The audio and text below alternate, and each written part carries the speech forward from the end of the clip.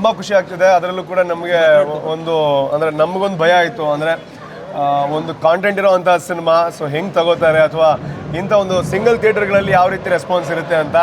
So ಖಂಡಿತವಾಗಲೂ ನೀವು ಇದ್ರಿ ಆ್ಯಂಡ್ ಎಂಡಲ್ಲಿ ಕ್ಲೈಮ್ಯಾಕ್ಸ್ಗೆ ಸಿಗೋವಂಥ ಒಂದು ರೆಸ್ಪಾನ್ಸ್ ಏನಿದೆ ನಮ್ಮ ಇಡೀ ಸಿನಿಮಾ ಇರೋವಂಥದ್ದೇ ಕ್ಲೈಮ್ಯಾಕ್ಸಲ್ಲಿ. ಏನಕ್ಕೆ ಅಂತಂದರೆ ಆ ಕ್ಲೈಮ್ಯಾಕ್ಸ್ ಜನರಿಗೆ ಇಷ್ಟ ಆದರೆ ಇಡೀ ಸಿನಿಮಾ ಇಷ್ಟ ಆದಂಗೆ.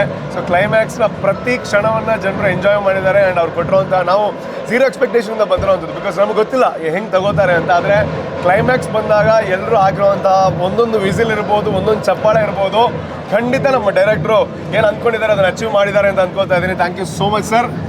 ನನಗೊಂದು ಎಕ್ಸ್ಪೆಕ್ಟೇಷನ್ ಇತ್ತು, ಒಬ್ಬ ಕಲಾವಿದನಾಗಿ ಜನರು ಇಷ್ಟಪಡ್ತಾರೆ ಅಂತ. ಸೊ ತುಂಬ ಧೈರ್ಯ ಬಂತು.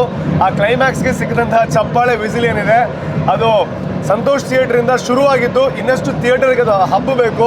ಸೊ ಎಷ್ಟು ಜಾಸ್ತಿ ಜನ ನೋಡ್ತಾರೆ, ಸೊ ಅದರಿಂದ ನಮ್ಮ ಸಿನಿಮಾ ಹಿಟ್ ಆಗುತ್ತೋ ಅನ್ನೋವಂಥದ್ದು ನಿರ್ಧಾರ ಆಗುತ್ತೆ.